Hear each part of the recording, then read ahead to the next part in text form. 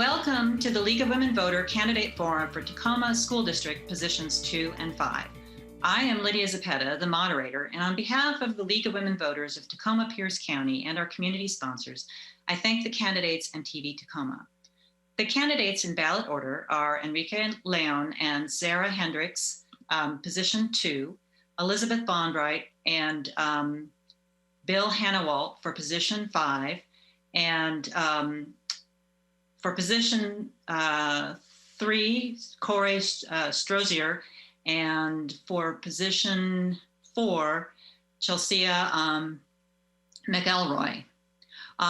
Chelsea McElroy is running unopposed, and Sarah Hendricks and Corey Strozier were unavailable.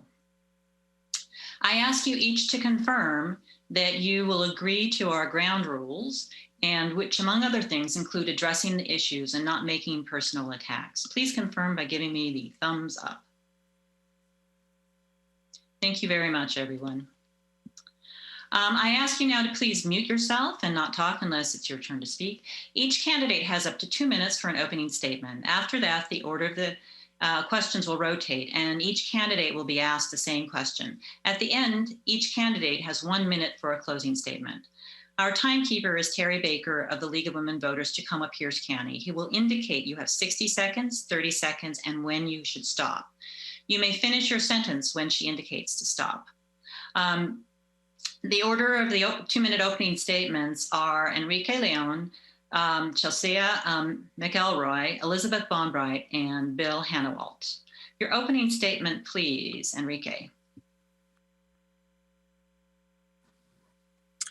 Thank you for having me, and I'd like to let our voters know that I'm excited to try to retain my seat on the school board. I've been on there for the past 3 years, and I'm excited to continue to work towards really improving academic success of our students, continuing to recruit and retain really the best staff we can throughout the system.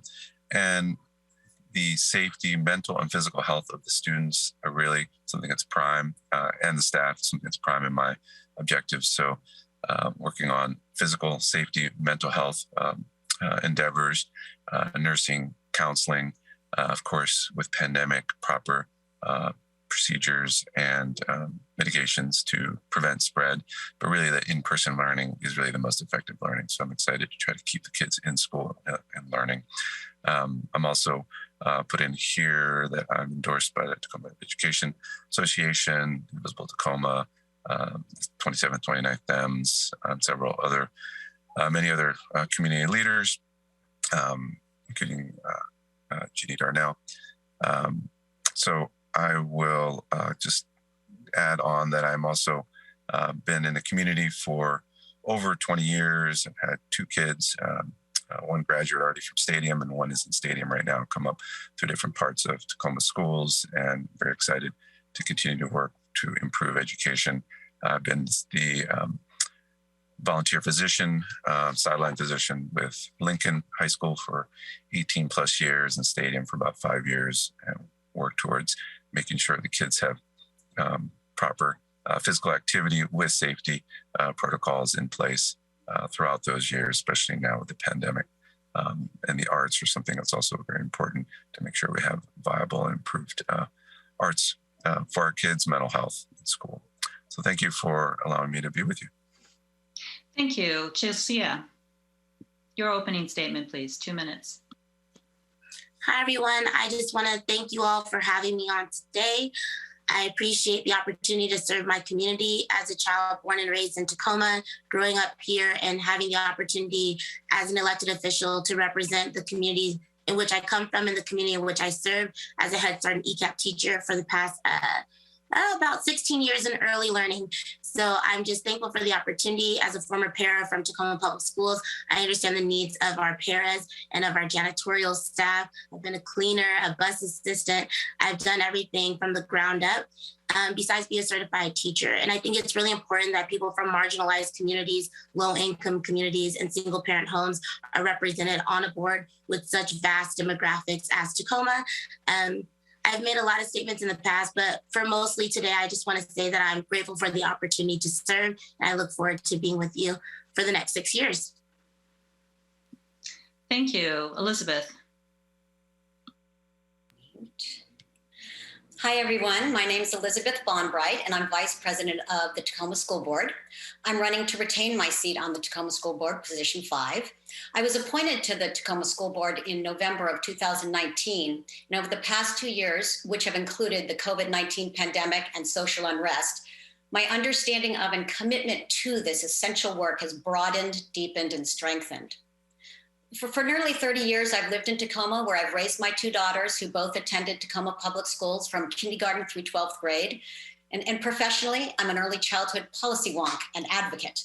I've dedicated the majority of my career to building an affordable, accessible, high-quality childcare, early learning, and after-school care system in Washington State and across the nation in my role as the Executive Director of Child Care Aware of Washington, which is Washington's statewide childcare resource and referral system. In addition to my role as Vice President of the Tacoma School Board, I also chair the Joint Municipal Action Committee, and I'm leading this group of elected officials and chief executives of 8 public entities in Tacoma, Pierce County through a 12-month innovation assessment and planning process to create a more resilient and anti-racist community. I'm running because I see education in our community as a critical pathway for all to opportunity and success. And I seek to establish a welcoming, empowering place for children from every part of our district to come together and learn and grow in an environment where opportunities and supports are available to all. While the pathways may be different for each individual, I believe that Tacoma Public Schools can provide every student with a solid academic and social emotional foundation, with opportunities to find their passion, and with individualized preparation for high school, whether college or career. Please visit my website at elizabethbonbright.com to see the 28 elected officials and many organizations, community organizations and community leaders who are endorsing me. And I really hope I'll have your vote. Thank you. Thank you. Bill, your opening statement, please. Yeah, thank you so much for having me. My name is Bill Hannawalt, candidate for Tacoma School Board, position 5.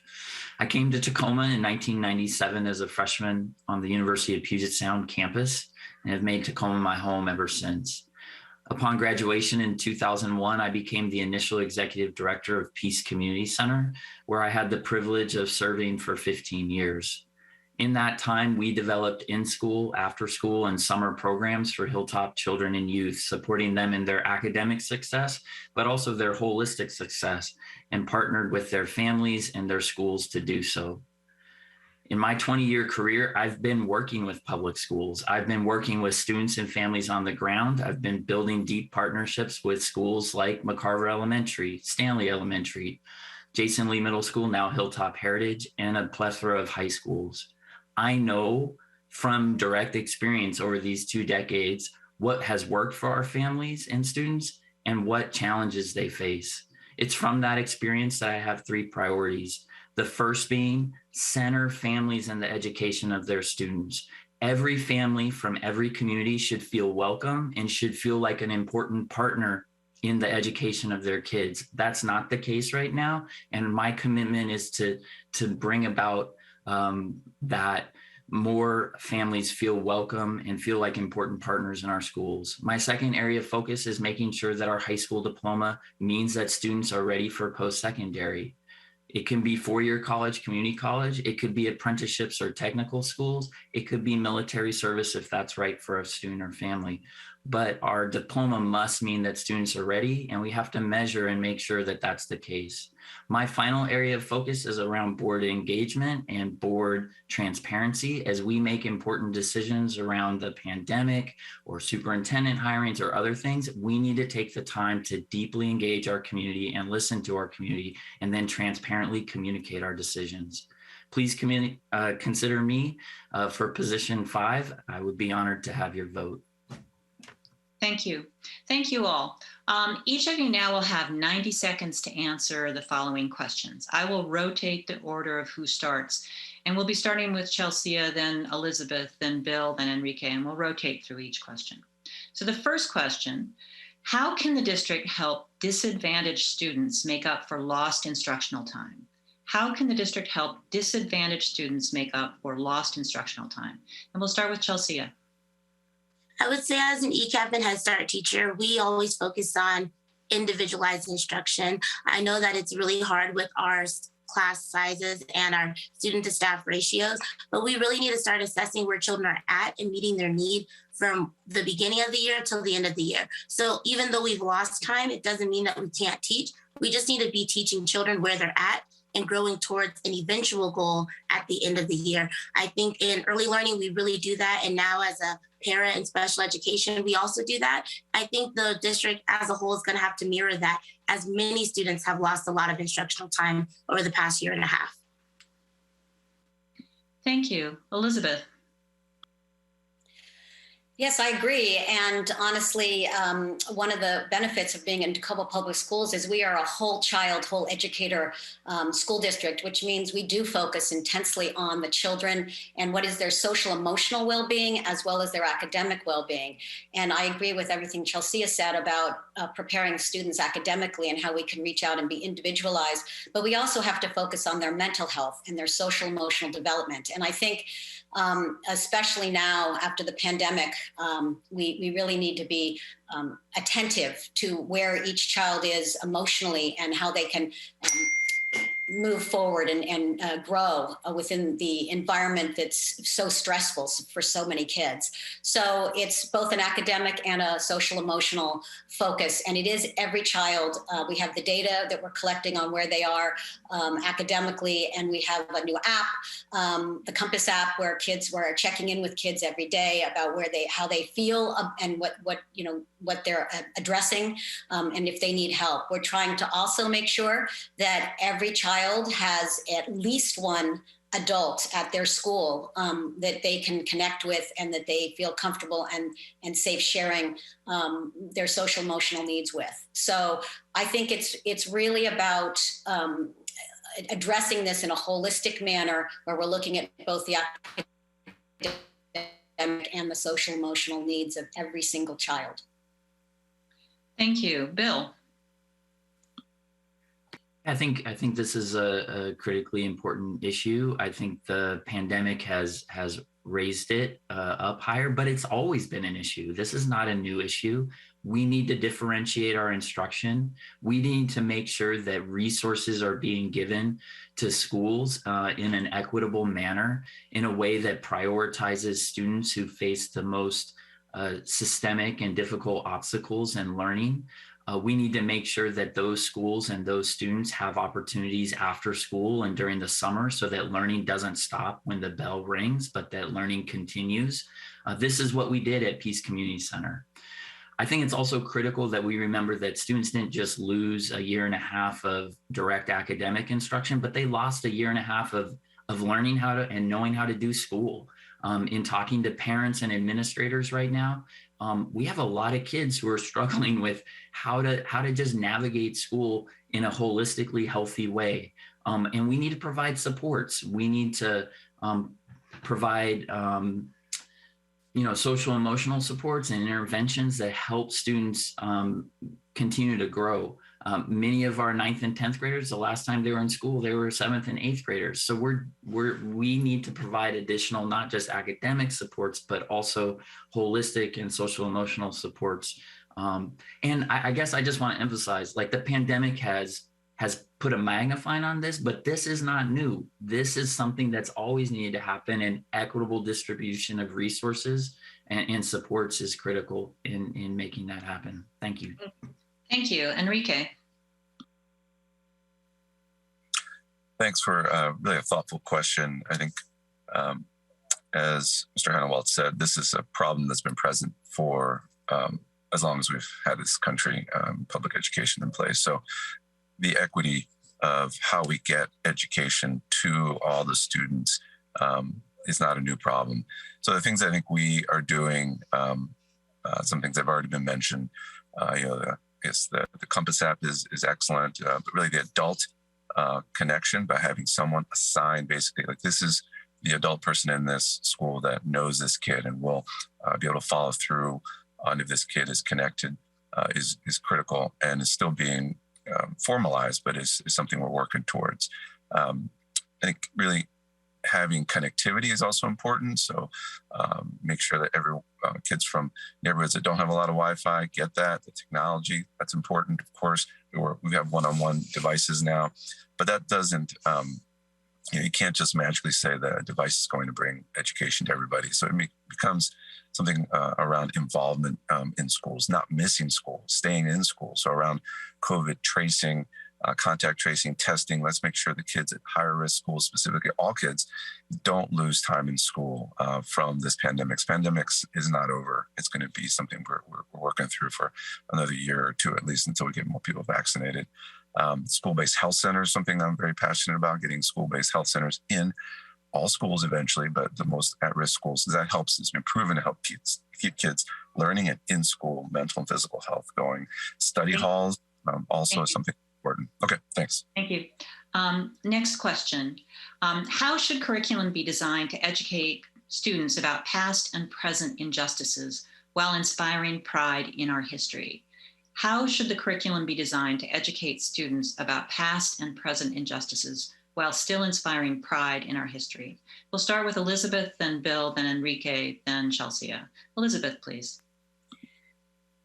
It's a great question because it gets to the fundamental components of what it is to gain an education. And an education, a true education that's going to be valuable to our students and to build our society, is one that's truthful and that's accurate and that reflects the entire population that we're serving and that we live in as a community and as a society.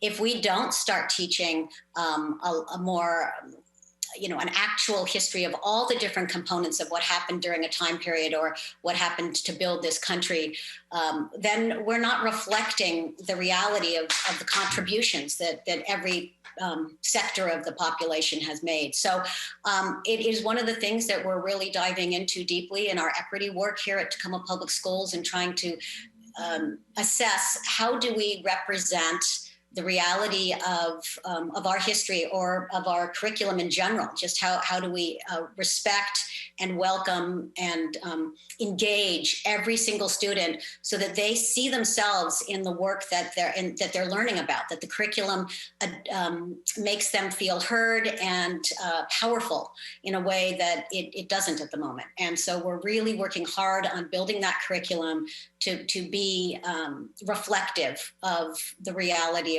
of the history and the future that we want. Thank you. Bill, please. Yeah, I appreciate it. Thank you for the question, important question. I believe as well that it begins with simply teaching the truth of our history and the full history and acknowledging that hasn't always been the case. And within that history, we have things to celebrate. It's just not always that we've pointed those things out very effectively. There have been so many people in our country that have persevered, that have struggled, that have fought for a justice and more equitable society in all sorts of paths, in the civic life, but also in the sciences and in English and in all different places. And so we have things to celebrate, but I think we need to talk about and really teach our full history. The second thing, though, that we need to do is we need to focus on the curriculum, but we also need to focus on the instruction. We got to make sure that our instruction is accessible and that we are meeting students where they're at, that we have culturally responsive teaching. My wife, as a teacher at Lincoln High School, is helping to lead this and help train staff. And so it's about the curriculum, but it's also about the instruction and making sure our teachers and our staff have the training and support they need to teach in a way that our students can really engage and learn and grow and feel valued and respected. Thank you. Enrique.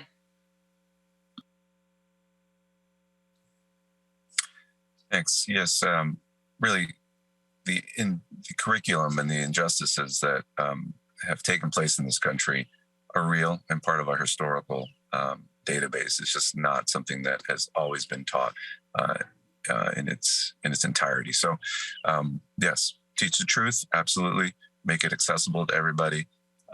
There's definitely lots to be proud of in this country, but there's also lots of mistakes made in the past and currently continue to be made that we can learn from to improve society for all of us. So I think if we use those lenses, that making mistakes doesn't make everyone currently here from a certain group or race or part of the town a bad or a good person. But if we're trying to improve upon mistakes from the past by analyzing the truth, I think we will just continue to improve society.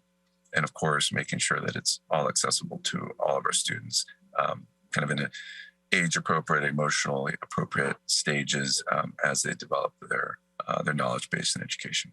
Thank you. Thank you. Chelsea. I think it's really important that we touched on not only the curriculum, but also the instruction. Thank you, Bill.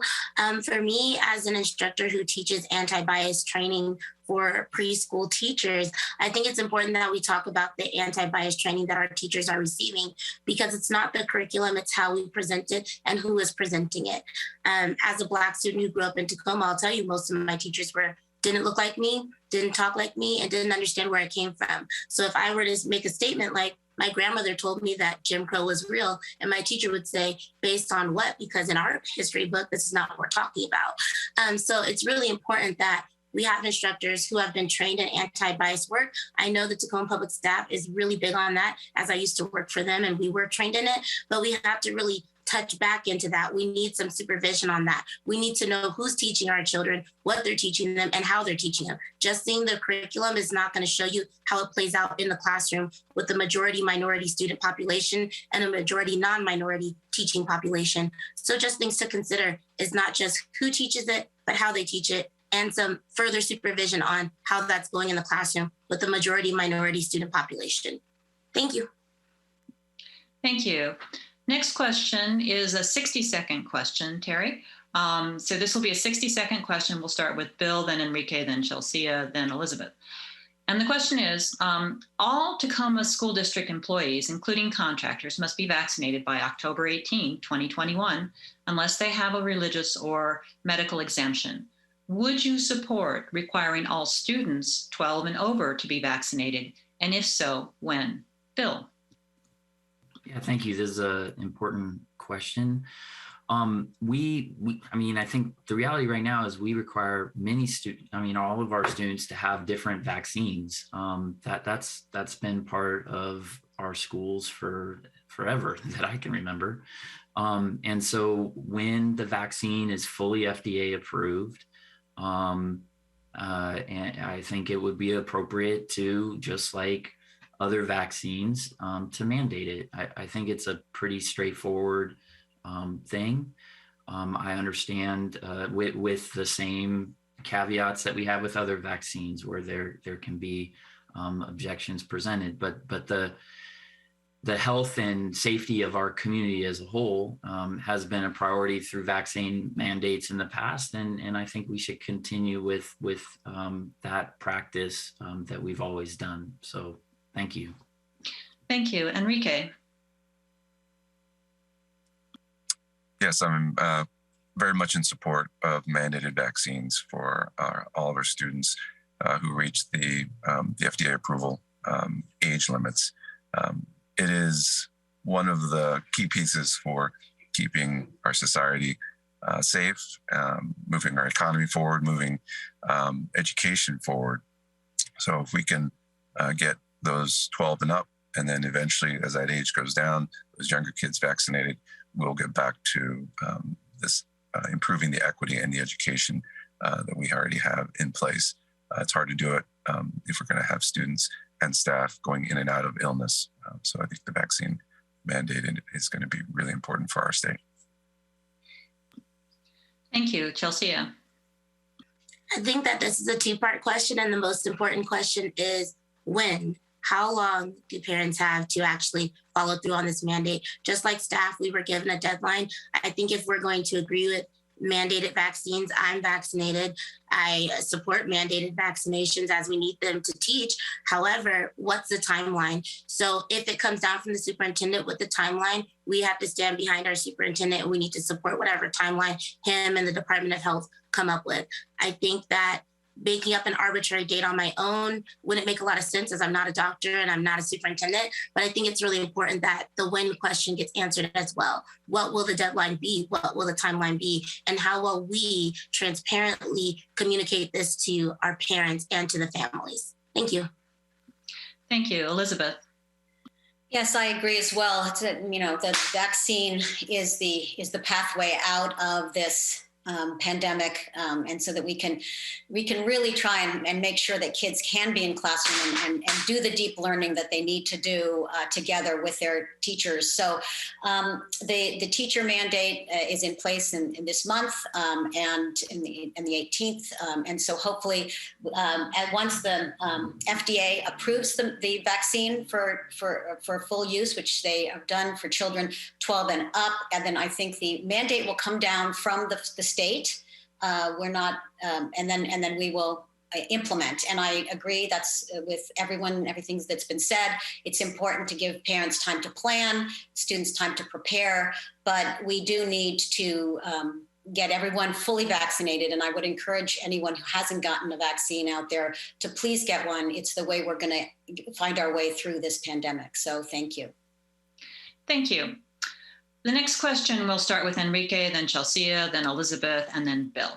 And this question is 90 seconds. So what do you think Tacoma School District can do to empower kids and youth about addressing climate change, either through its energy, transportation, and purchasing policies, and/or the curriculum and activities of the school district? So what do you think the Tacoma School District can do to empower kids and youth about addressing climate change, either through the school district's energy, transportation, and purchasing policies, and/or its curriculum and activities? Enrique. Yeah, climate change is real, and it affects all aspects of our life, and including our health. So it is a health problem if we don't attend to it at this point. So it is something that in the curriculum should be discussed at all ages, and there are discussions around climate change in science at this point as a science-based discussion, but I think it can really be extrapolated into most and many of the subjects that we teach. So I think it's something that's important. It's the data supports this. We should be doing it as a curriculum level. Now, empowering kids, part of it is giving the knowledge, and part of it is also having them come up with ideas of how they can help themselves, their communities, and our schools. So there's different programs that have been done around the country and in our schools. We have power generation with solar power at Hilltop Heritage. We have gardens and composting projects and initiatives going on at different elementary schools. There's recycling, of course, that has also been done at different schools. I know that art work has been done with recycled materials. So there's lots of ways for the kids to come up with ideas. And when they have ownership, then they will learn and teach us things that we may not be thinking about. Thank you. Thank you. Chelsea. I'm a proud ELO partner with Tacoma Public Schools, and I think Tacoma Public Schools did a great job of bringing in community partners who are knowledgeable about subject matter, coming in to teach some of these very important things. For me, I just know in our community, we've had Ocean Fest come into our middle schools, and they've done some poetry contests about keeping our ocean clean for our middle schoolers. And then we have the Pierce Conservation District that's been doing the rain garden cleanups around our schools, making sure that runoff water from our school buildings is actually not polluting our waters here in town. I think it's important that not only do we bring in those community partners, but we bring them in a more equitable way, that they're reaching more students, that they're teaching more students, things that they are very knowledgeable of. Teachers have a lot on their plate. And as a teacher myself, I love a specialist. who's the specialist coming in to teach about this, and how do we get them into our schools? A lot of us have been in the before and after school space, but there's room during the day for guest speakers and for the people like that who are very knowledgeable about keeping our ocean and our city clean and talking about climate change and how it directly impacts the children. I think having them after school is great, but having them during the day and in a more equitable way at all of our schools would greatly benefit our students. Thank you. Elizabeth. Yeah, like everyone has said, Tacoma Public Schools is very committed to addressing climate change in the way that we can, and looking at our own carbon footprint. And I'll speak first to the educational piece that everyone has done already. We are really looking to our partners, but also within ourselves and our teachers to encourage and stimulate conversations about what we can do as individuals, our individual responsibility around climate change. And kids are the best advocates with their families to change the way they behave. So that's awesome. But in addition to what we do with before and after school and in classroom time, as a school district, we spend a lot of time looking at what is our carbon footprint and how can we reduce it, and how can we be better stewards of this of the environment that we impact. And example is with Jason Lee, we're putting in solar panels. That was a student-directed initiative, very exciting work, and it's making a difference.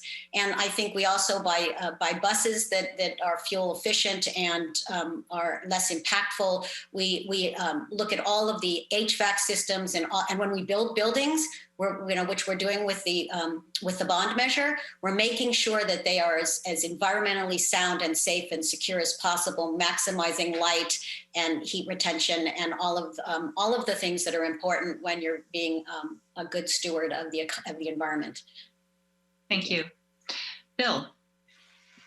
Yeah, I mean, honestly, I think it's the young people that actually give me any hope at all around the issue of the environment. And we need to give opportunities for our young people, our students, to lead. They're passionate about climate change. They're passionate about solutions. Often they're more knowledgeable than we are as adults. So whether it's in the classroom or after school, we need to encourage conversation. We need to undergird it with good teaching and science. And we need to support students to take action, as has been mentioned with the solar panel project at Hilltop Heritage Middle School. But also, that's an amazing opportunity to learn, to write grants, to raise funds, to talk. This type of learning is something that we should think about in environmental and after school, but we should think about kind of this kind of project-based learning, hands-on learning throughout the school day. It's powerful, and students learn.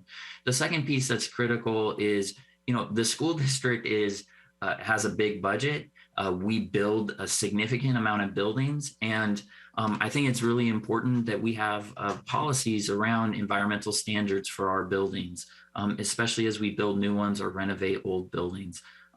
It's a way that we can have the most direct, I think, impact on this. And so I think the way we, budgets are values-based documents, and I think we need to live that out within prioritizing addressing climate change. Thank you. The next question will start with Chelsea, then Elizabeth, then Bill, and then Enrique. According to the Office of the Superintendent of Public Instruction, OSPI, only 55% of Tacoma children enter kindergarten already in 6 areas of development and learning. What can be done to improve early learning readiness? Again, what can be done to improve early learning readiness? Chelsea. Partnership. It's really clear there are hundreds of childcares throughout the city that are not partnered or affiliated with Tacoma Public Schools. Transparency and the educational requirements. Preschool teachers like myself, I was driving up to schools on my off days to get that curriculum instruction from kindergarten teachers to ask what I needed. It should be public knowledge. It should be handed out so that way all the childcare providers in our city actually know what we're teaching in our schools, so that we can mirror that learning and we can partner up. That way the kinder care that's close to 3 elementary schools that partners with those elementary schools, that's where those kids go after school. Their pre-K programs need to know what our kindergarten programs are learning. We have the WA Kids, which is a general and very vague assessment, but just having that direct communication from the schools to the child cares, so that we can not only diversify our instruction, but mirror that so that there's parity, so that all of our children who are coming from licensed childcare are going into licensed schools and understanding what the curriculum expectations are. Unlicensed care and children who are staying home with their families, no different than a homeschool family. We should be reaching out to them. We should be communicating. These are the needs. This is what's coming up when you get to kindergarten. And so as a preschool teacher myself, it's very hard to partner when you don't have any access. Thank you. Thank you, Elizabeth. Well, this is exactly what I've been spent my 30-year career here in Washington State doing. So I have to agree that it's all about 3 things: partnership with between schools and licensed childcare providers, which is part of the system that we built in Washington. It really didn't exist, and now there is a mechanism and there's an encouragement that schools actually reach out to their licensed childcare providers that serve their area and are feeders to their schools, and that they work together. And also the second piece is parents.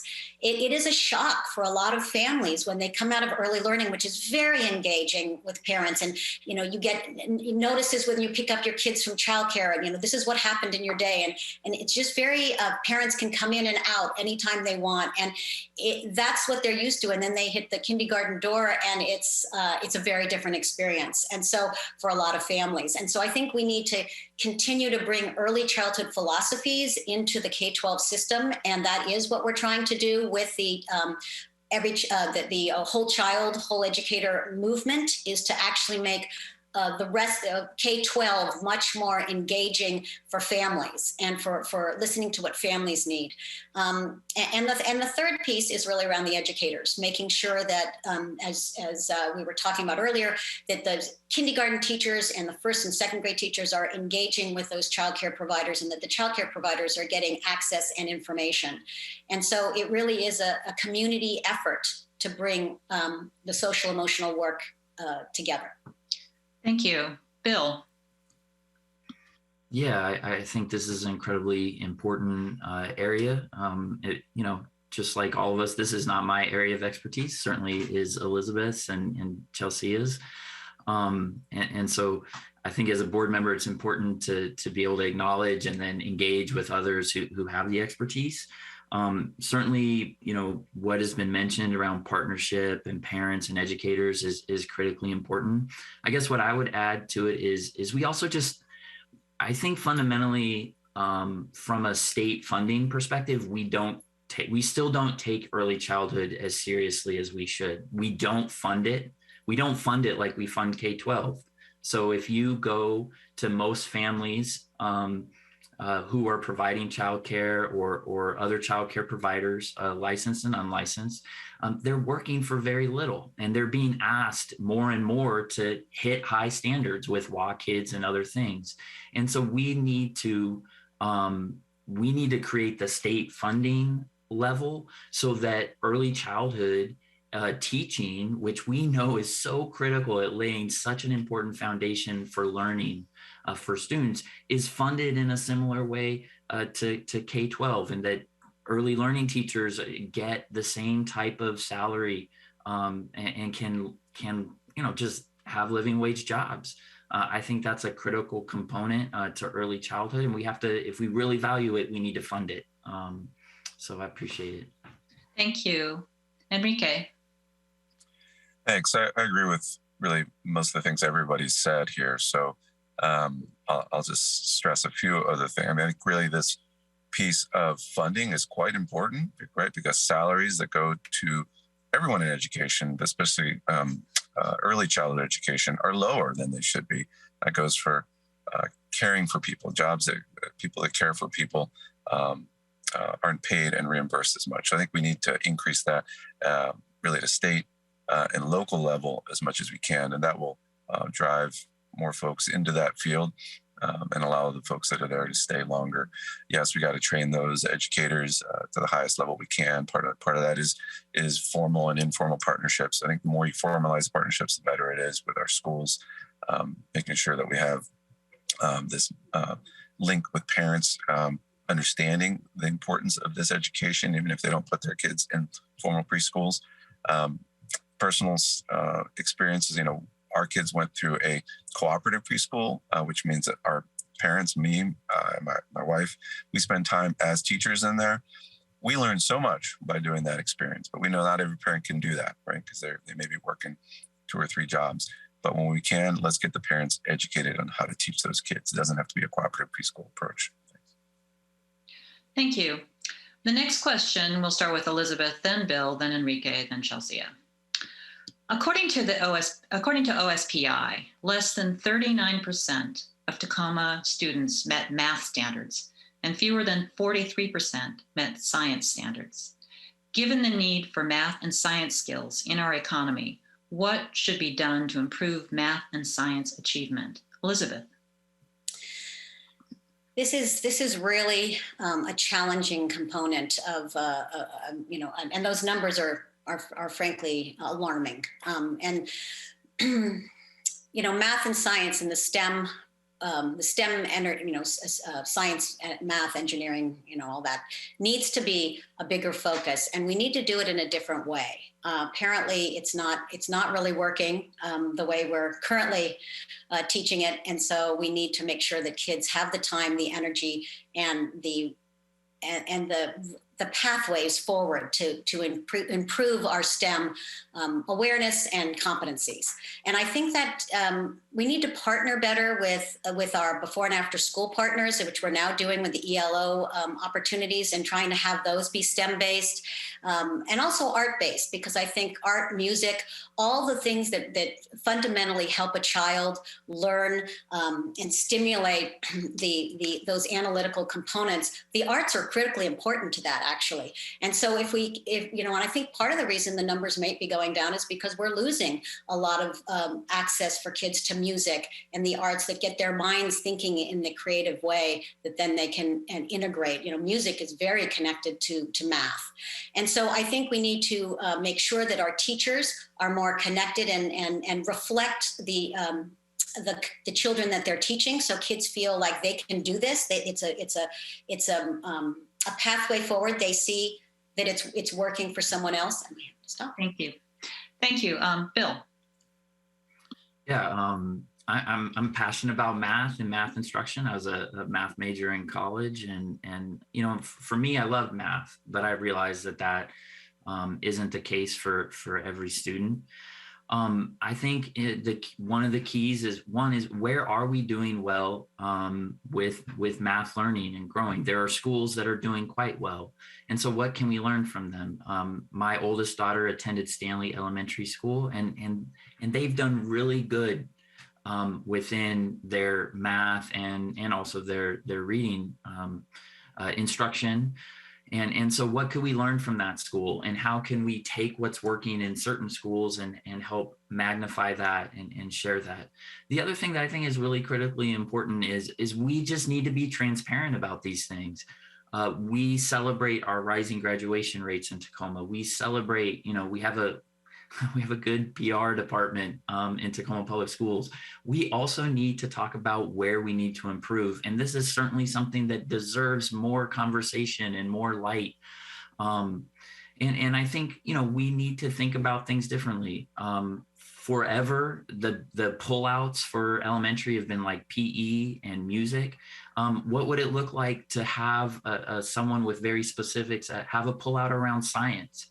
Right? Make sure that every student in our elementary schools gets the science instruction at an early age that's engaging, project-based, that helps them build commitment and passion and interest in math and science. Thank you. Enrique.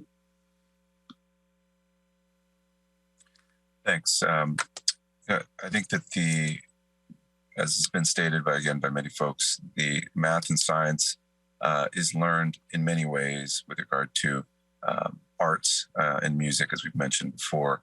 Incorporating this into everyday life is going to be really the way through this. The other thing we need to remember also is these are standardized tests sometimes that are given. How are those given? Is it given in a culturally responsive way?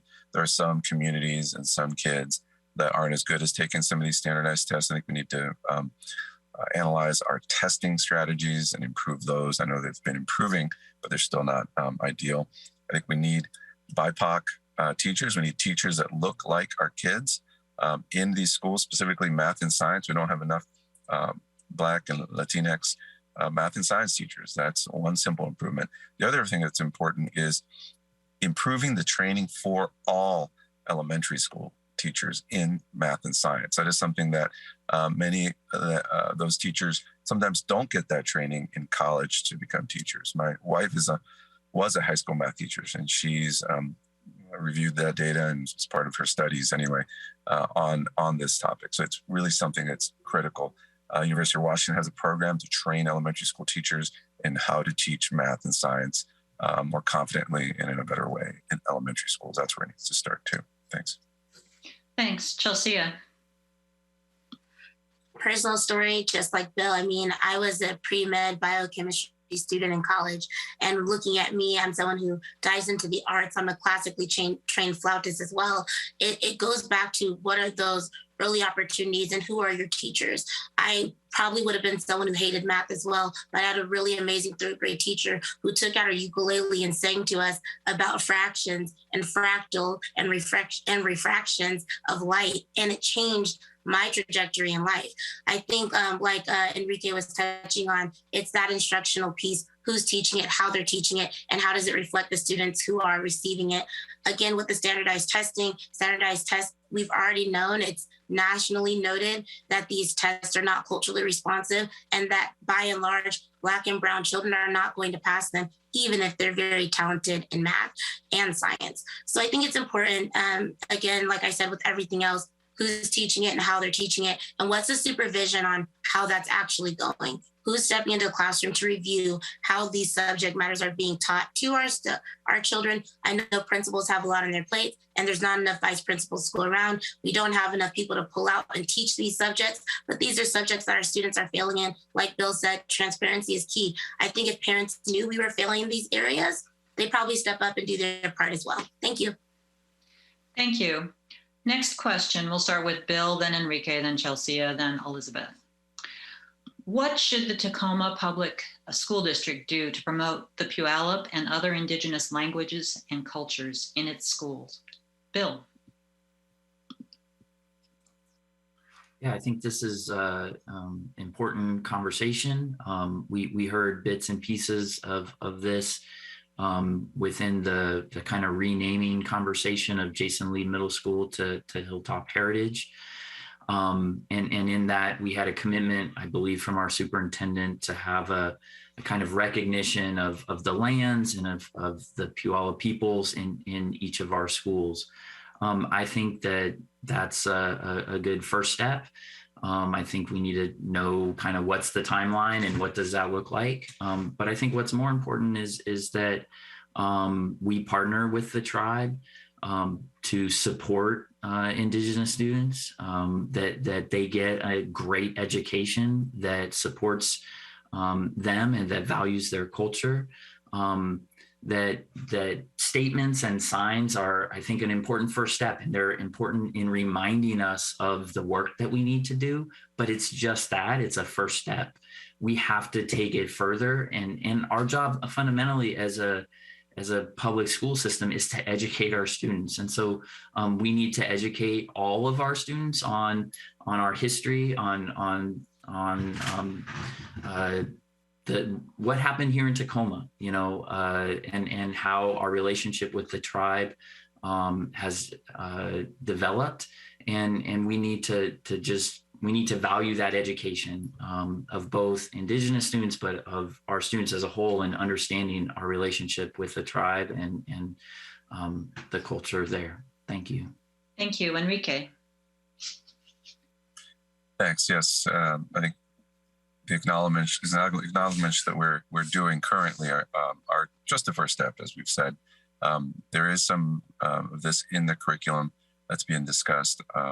with students at higher, usually older ages. But I think we should expand this not just to the Puyallup Nation, right? So all Indigenous cultures are underrepresented in how we teach. So we teach often the great scientific, discoveries from European inventors. But guess what? There are many, inventions and breakthroughs in Africa, and Middle East, South America, and Asia, of course. And teaching those is going to be important for folks to understand that, really where people come from doesn't limit you, and understanding the backgrounds of our learners, and again, bringing this into having teachers from Native American, and not just Native American, but other Indigenous cultures around the world is important to have them in our school district too. Thanks. Thank you, Chelsea.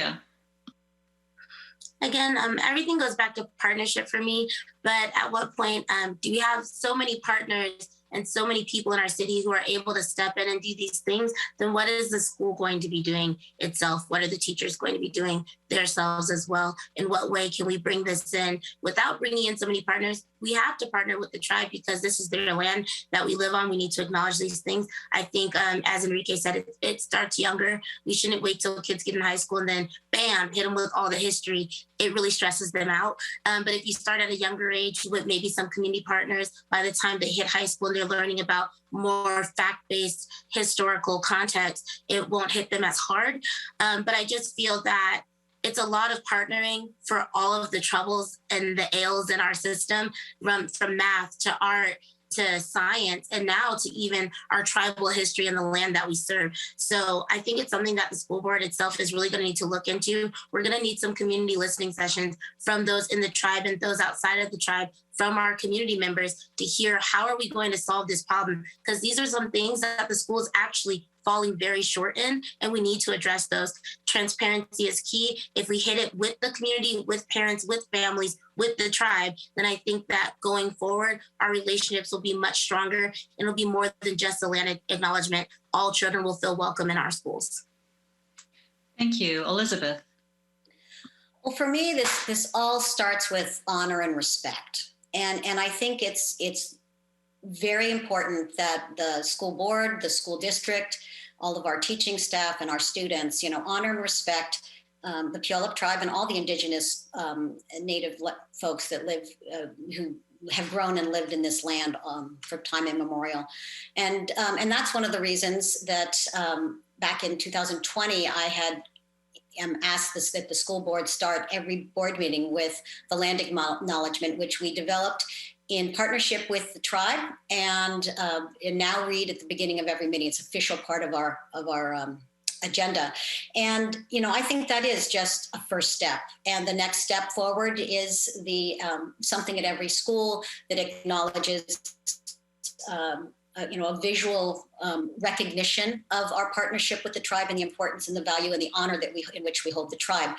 But it's bigger than that. It's really transforming the way we operate as a society. And that's the work I'm doing on the Joint Municipal Action Committee, of which the Puyallup tribe is a member.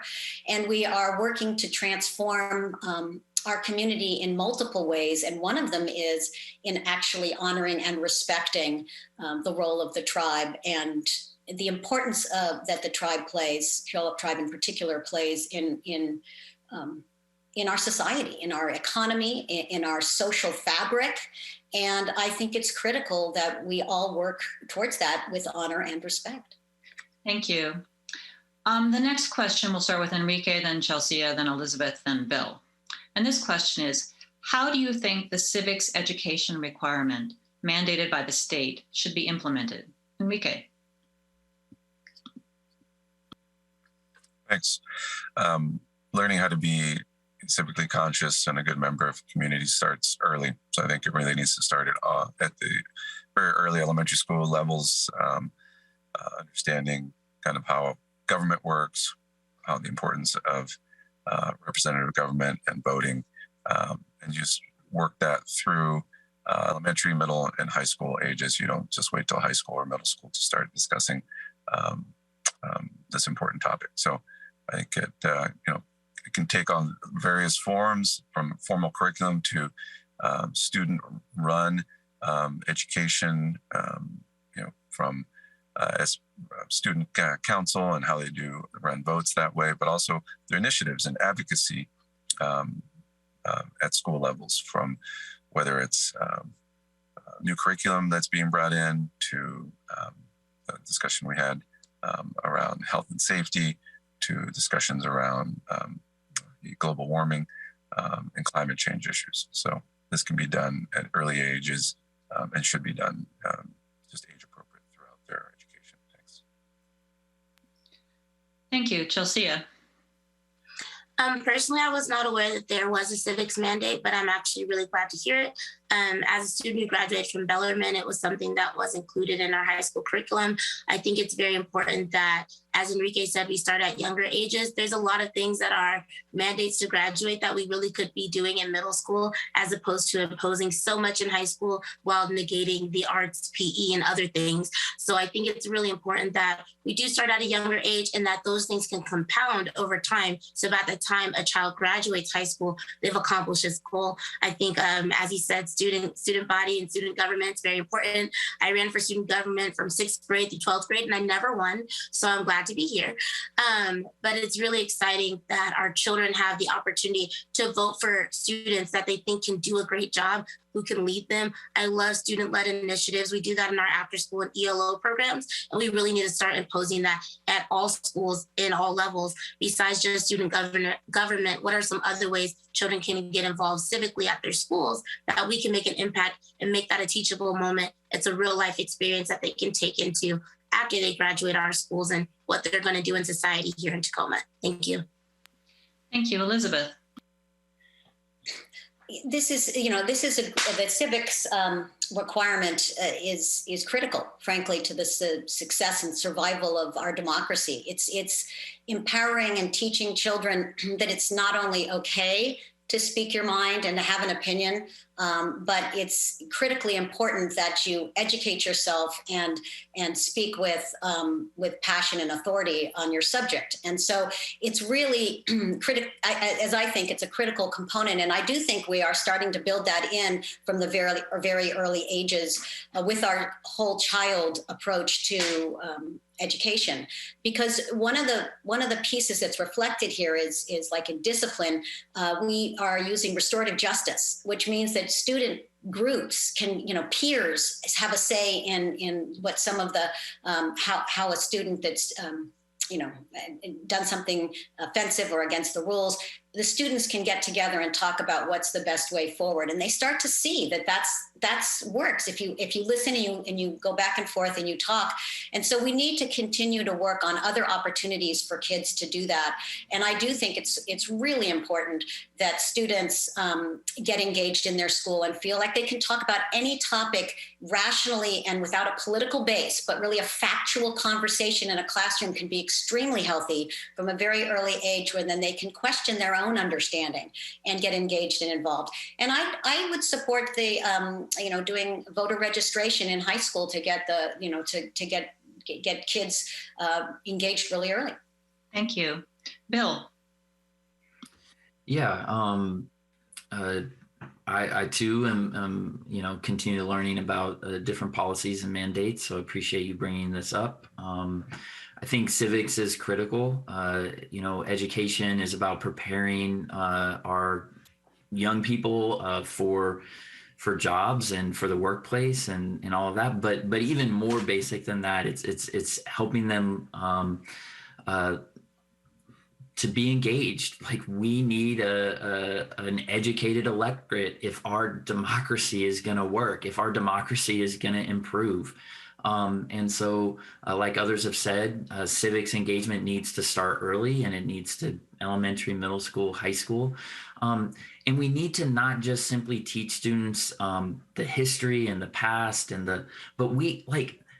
just because you can't vote doesn't mean you can't be engaged in our process. There's so many opportunities for our young people, and they are advocating for change there, whether that's in areas around social justice or police reform or the environment. Our young people are doing that, and so let's support them in actually taking active steps, whatever those are for their perspective and their values.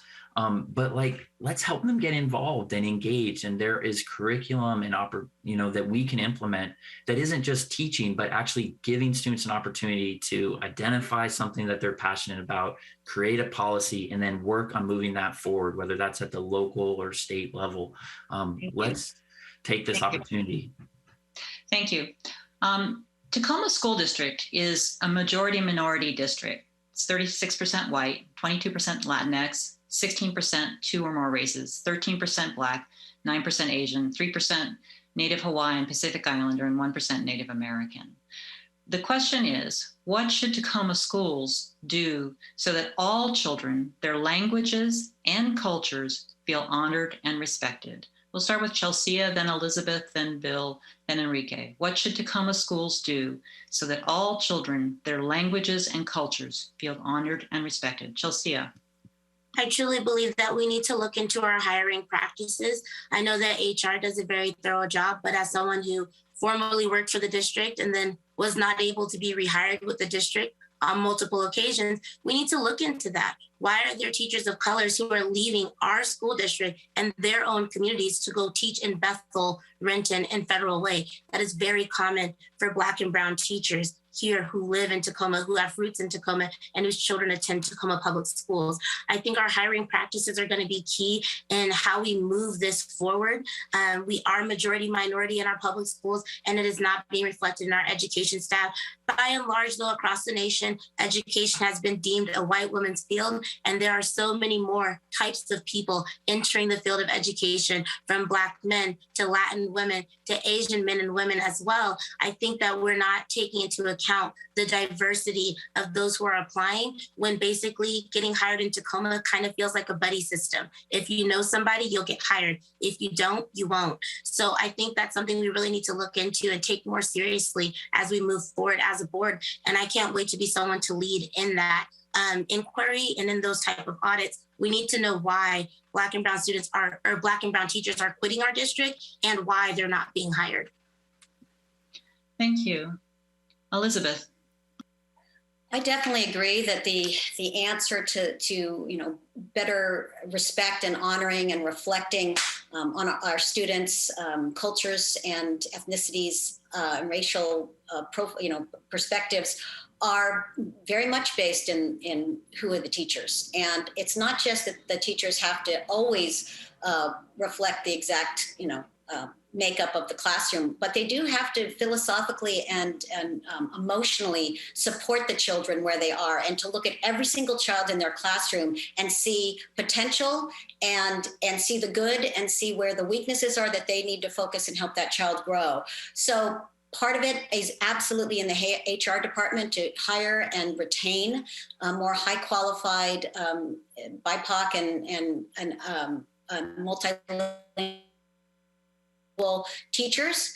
It's also about training and making sure that we, not just equity training, but really deep down thought-provoking training about what it is to elevate the student body entirely and individually to the excellence that they have inside. And that really is a huge commitment that we are making and that we need to continue to make in Tacoma Public Schools, to make sure that these kids see themselves and see the potential by being reflected not just in the student body makeup, the teacher makeup, but also in the languages. I think oftentimes we don't respect that, and so we need to work better with families and speaking to them in their home language.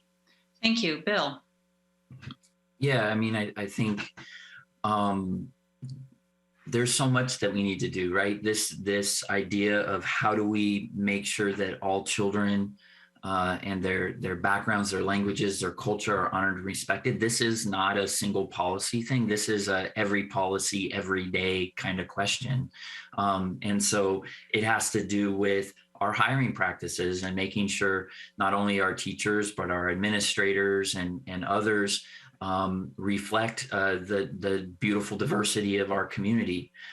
We need to partner with our teacher training programs at PLU and other UWT and make sure that our teachers are getting the type of training that prepares them, one, that they're able to recruit the diversity of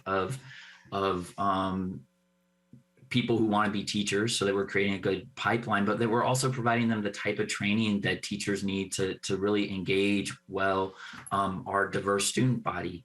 It has to do with the training of our teachers and other adults in our schools around culturally responsive teaching and other practices that embed a value of all students and the cultures that they bring.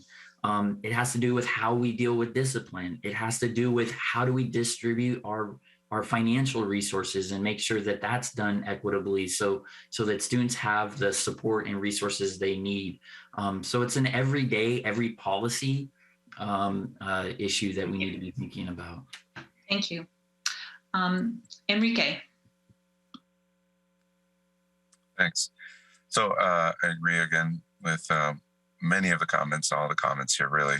But I think it's key to think about this as a systemic issue with systemic solutions. So we can't one-off our way through this. I think we have to think about what the administration looks like with regard to diversity, all the staff, specifically teachers and paras, their diversity, keeping lots of languages, lots of traditions,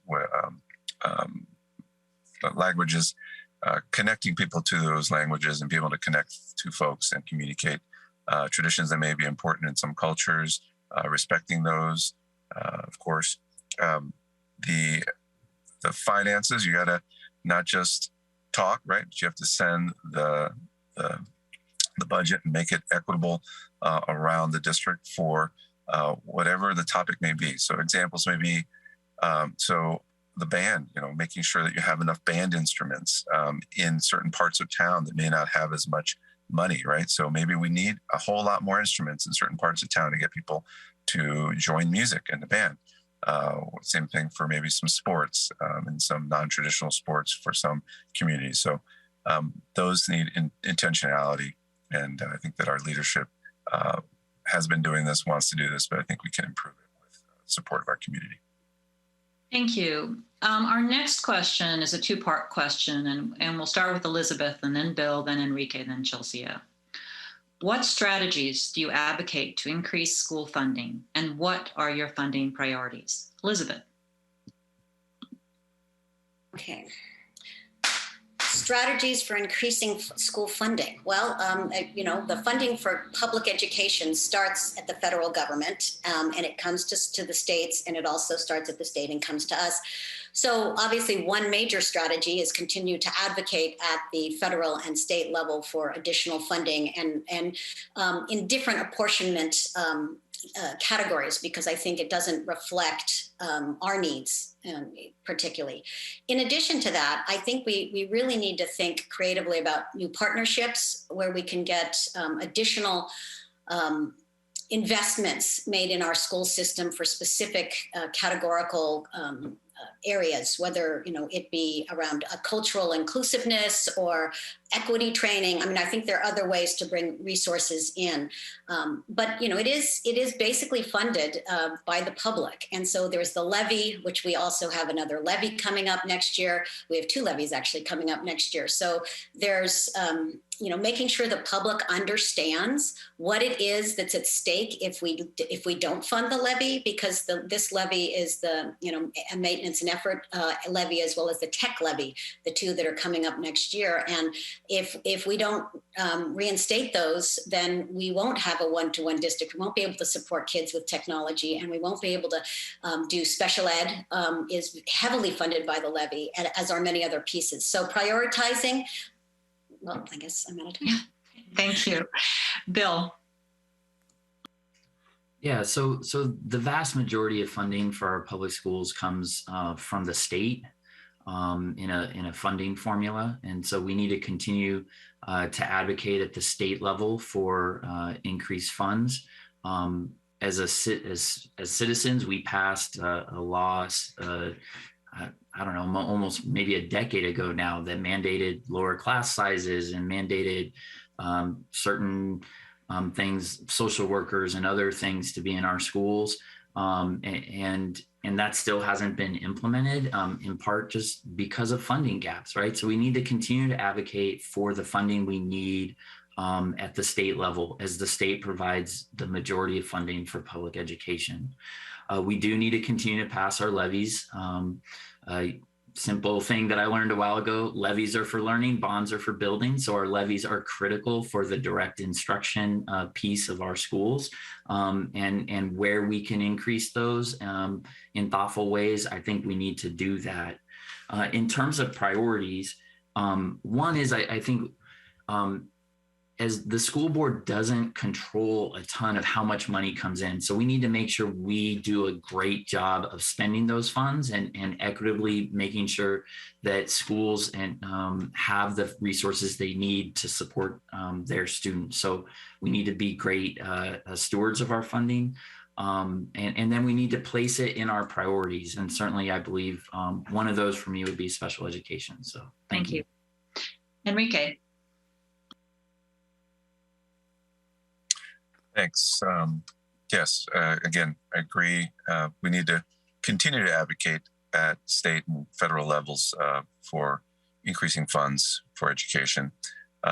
Some can be gotten from grants. Really, the majority is tax-based, right? So continuing to engage the public, educate the public in how important education is, and really it comes from them. I think, we've talked about bonds and levies. Our community has been supportive and progressive in passing those. So I thank the community. Let's continue. Let's not just assume that's always going to happen. We need to continue to work on that. As far as priorities, I think it revolves around really people first. So I think our human power is the most important way we teach. It's not the technology or the building, but those, I put humans first. So salaries and benefits, making sure we can retain and keep these top-notch educators and staff we have. Our curriculum is very important. That's not where most of the money goes, though. Making sure we have top curriculum and buildings, of course, that are really positive learning environments.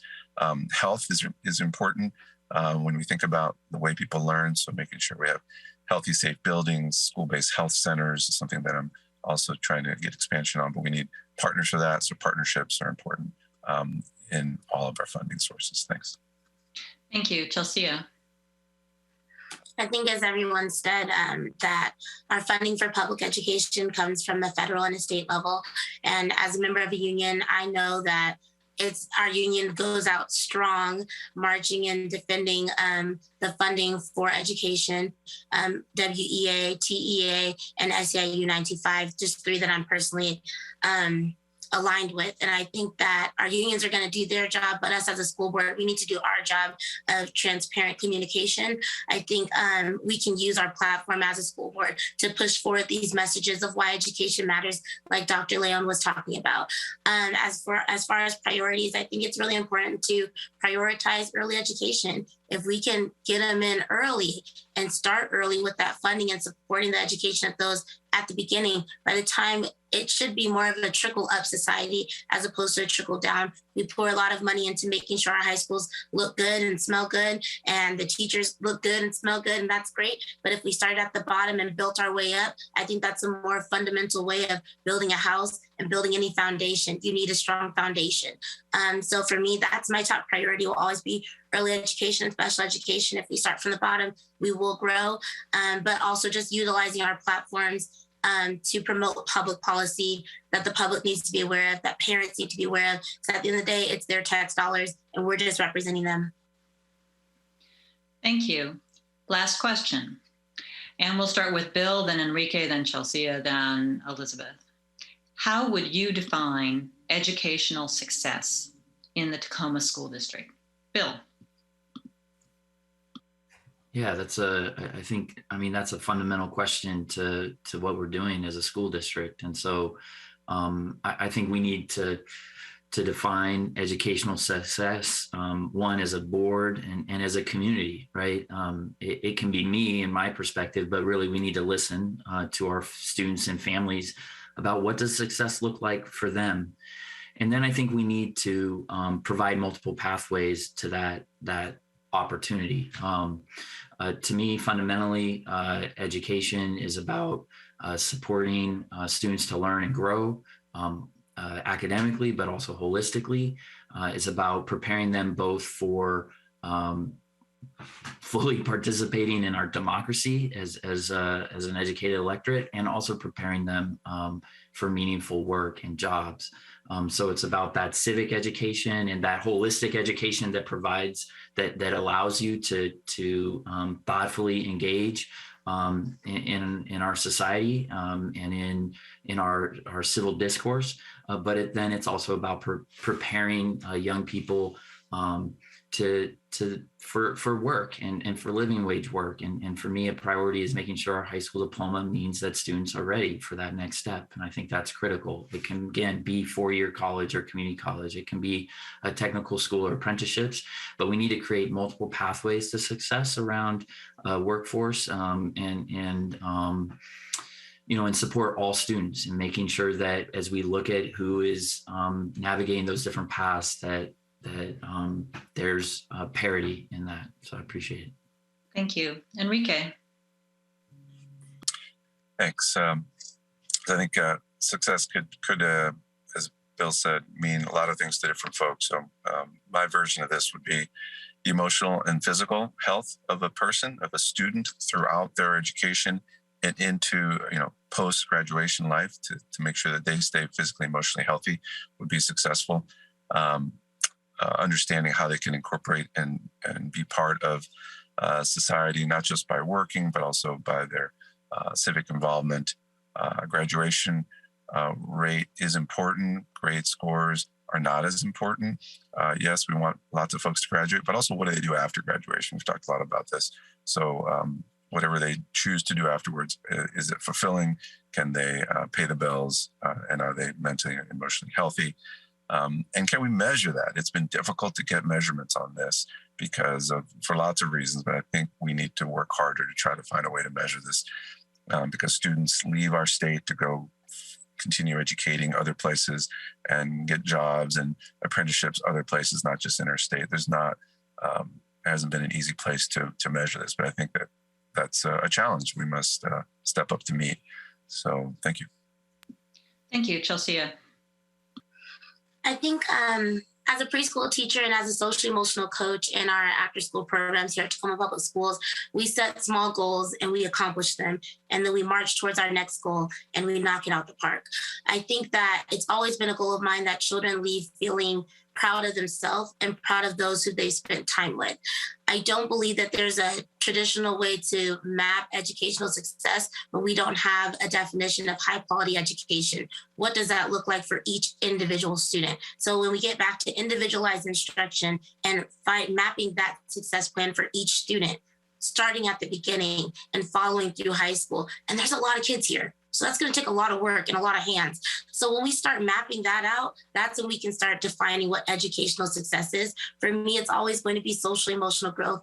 Do you feel proud of yourself and the efforts that you've made? And did you accomplish something with a peer or somebody other than yourself? Did you make a friend? Did you shake a hand? Did you touch a heart? Did you change a mind?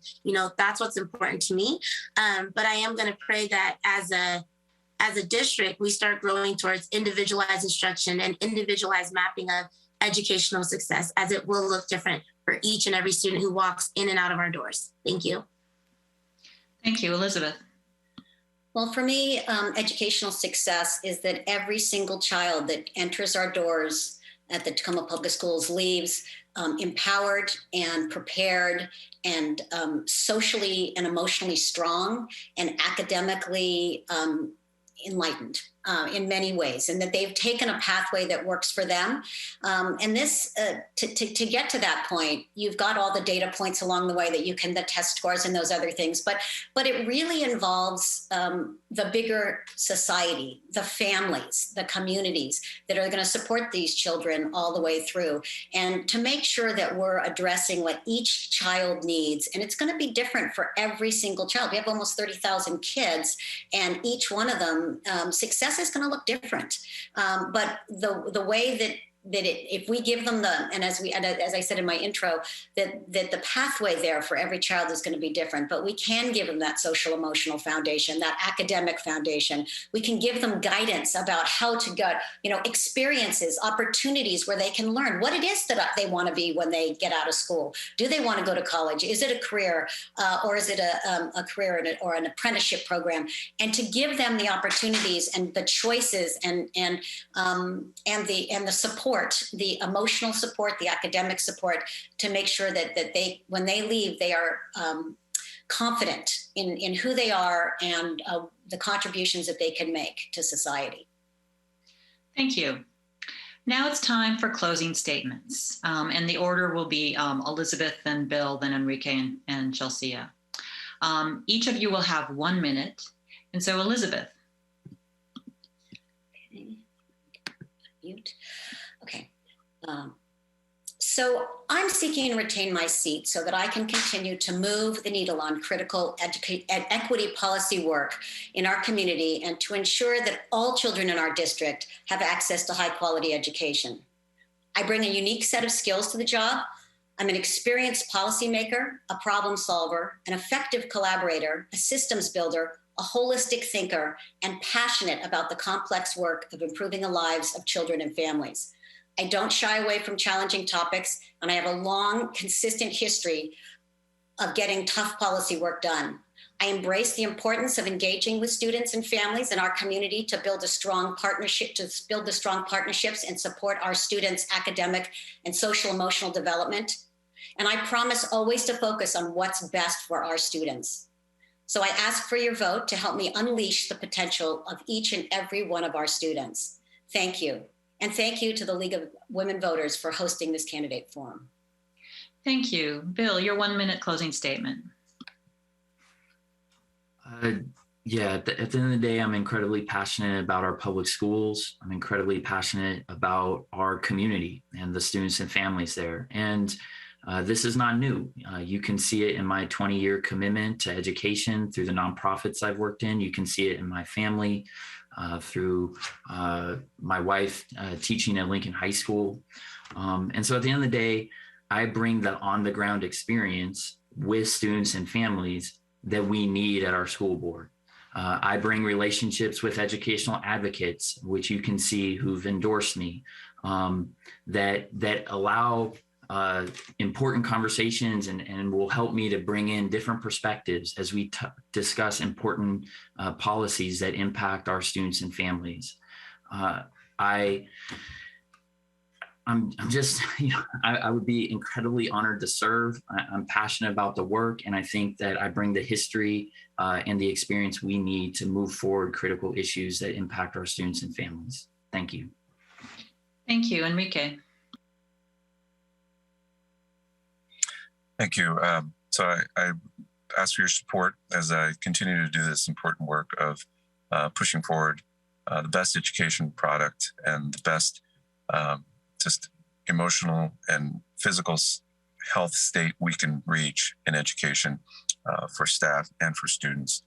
I feel like my work at the school board has accomplished a lot of improvements with regard to health and safety, academic success for students. I think we continue to retain and try to get the best teachers possible. Those are all many of the things I'm working on. I am a very evidence-based person. I know that data is important, but I also know that personal stories and how people feel is important. So emotion is an important part of making change. So let's keep the science prime as we work through not just this pandemic, but just the challenge of educating kids. And it's a joy to work for our community. Thank you. Thank you, Chelsea. I once again just want to thank everybody for the opportunity to serve my community. As a child born and raised here in Tacoma, I'm also a child who was labeled a troubled child, written off by our school district and told you won't be successful. And I think that having representation that's actually walked in the shoes of our parents, of our children, low income, single family, IEP, 504 plan, whatever the issue is, you name it, it was in my single parent household growing up. And as a child who grew up in this district, I am so grateful for the opportunity to serve and represent those who look like me and who've experienced this life the way I've experienced it. I am grateful for the opportunity, and I can't wait to bring more people like me to the table, because that's what the board needs. We need actual representation of children and family from this community who've grown up here and who've walked that life. So thank you for the opportunity to speak today, and I can't wait to serve as your next school board director. Thank you all. The candidates in ballot order are Enrique Leon and Sarah Hendricks for position 2, Corey Strozier for position 3, Chelsea McElroy for position 4, and Elizabeth Bonbright and Bill Hannawalt for position 5. I would like to thank the candidates who were able to join us, the timekeeper, Carrie Baker, the Tacoma Pierce County League of Women Voters, TV Tacoma, and Affordable Housing Consortium. And thank you for watching. You can see the League of Women Voter candidate forums at www.tacomapiercelwv.org. That's www.tacomapiercelwv.org. Read your voter's pamphlet. Look at vote411.org. That's vote411.org, where you can find answers to questions posed to all candidates running for office. Read the candidate's website and do everything you can to be an educated voter. And don't forget to vote before November 2nd. Thank you all.